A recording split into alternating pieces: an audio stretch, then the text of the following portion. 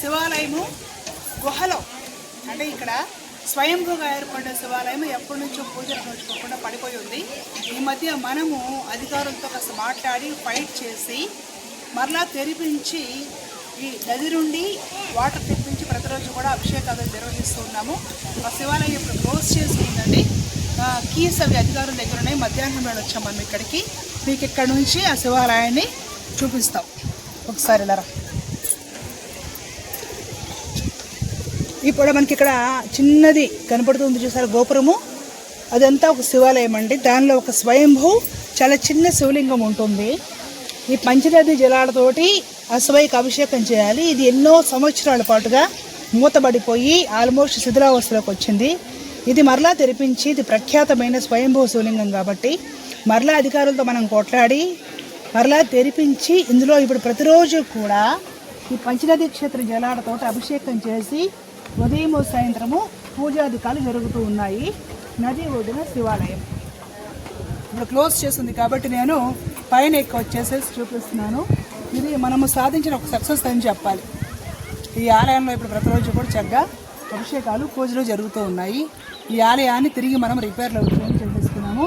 చక్కగా పూజలు జరుగుతూ ఉన్నాయి.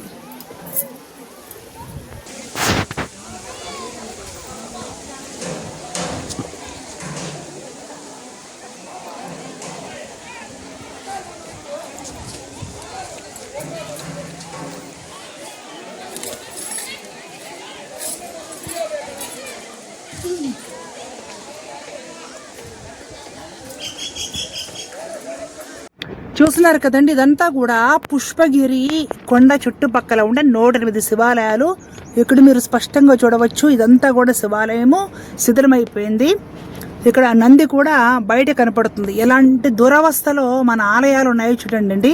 ఈ ప్రాంతం అంతా కూడా మహాభారతం కాలం నాటిది. ఇక్కడ జనమేజయుడు ప్రతిష్ఠ చేసిన చెన్నకేశ్వర స్వామి ఆలయం కూడా ఉంది. దాన్ని ఇప్పుడు నేను ఒక వీడియోలో చూపిస్తాను.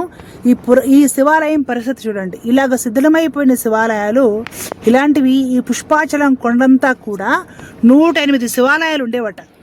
ఈ శివాలయం దుస్థితి చూడండి. ఇట్లాంటిది ఒక మెయిన్ అంటే ఈ 108 ఆలయాలకు కూడా మెయిన్ కొండ మీద ఉన్న పుష్పగిరి స్వామి ఆ టెంపుల్ని మనం డెవలప్ చేపిస్తున్నాం. ఇప్పుడు ఈ దేవాలయం పరిస్థితి చూడండి. పాపం నంది అందమైన విగ్రహము ఆ చివర ఎలా పడిపోయి ఉందో.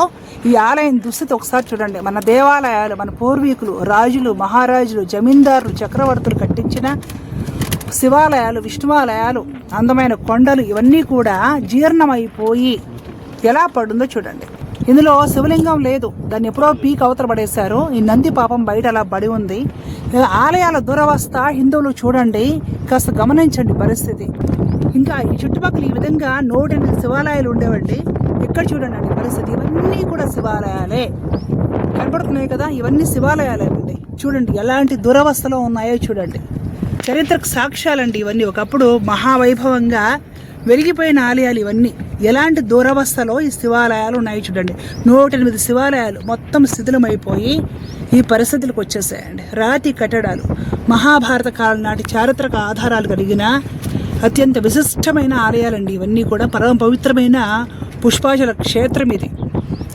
గబా కొత్త గుళ్ళు కట్టేసేసి ఏదో ఒక బిజినెస్ చేసేయడం అదే నా ఆవేదన. నేను యూట్యూబ్లో అదే మాట్లాడేది. ఇవి కాపాడుకోవాలని ఎవ్వరూ అనుకోరు. ఆ శివాలయాలన్నీ కూడా ఈ కొండ మీద. ఈ శివాలయాలకు ముందు అంతా కూడా అంటే పంచనదీ సంగమం అండి. చక్కగా పంచనదీ సంగమం ప్రవహిస్తూ ఉంది. మనోహరమైన ప్రకృతి దృశ్యాల మధ్య ఎంత అద్భుతమైన క్షేత్రమో చూడండి.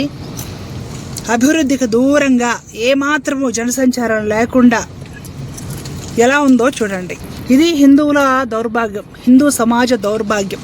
ఇలాంటి అత్యద్భుతమైనవి చక్కగా డెవలప్ చేసుకొని భక్తుల్ని ఇక్కడికి రప్పించి వృద్ధి చేసి పర్యాటకంగా అభివృద్ధి చేయాలనే ఆలోచన అటువైపున ప్రభుత్వాలకే లేదు, ఇటు హిందూ సమాజానికి కూడా బాధ్యత లేదు. ఇది దుస్థితి. ఇదిగోండి పాడుబడిపోయిన శివాలయాలు విష్ణువాలయాలు. అలాగే అతి ప్రాచీనమైన ఆలయము ఇక్కడ రుద్రపాదం కూడా ఉంటుంది, శివుడి పాదము. ఇదంతా కూడా పంచనదీ సంగమము.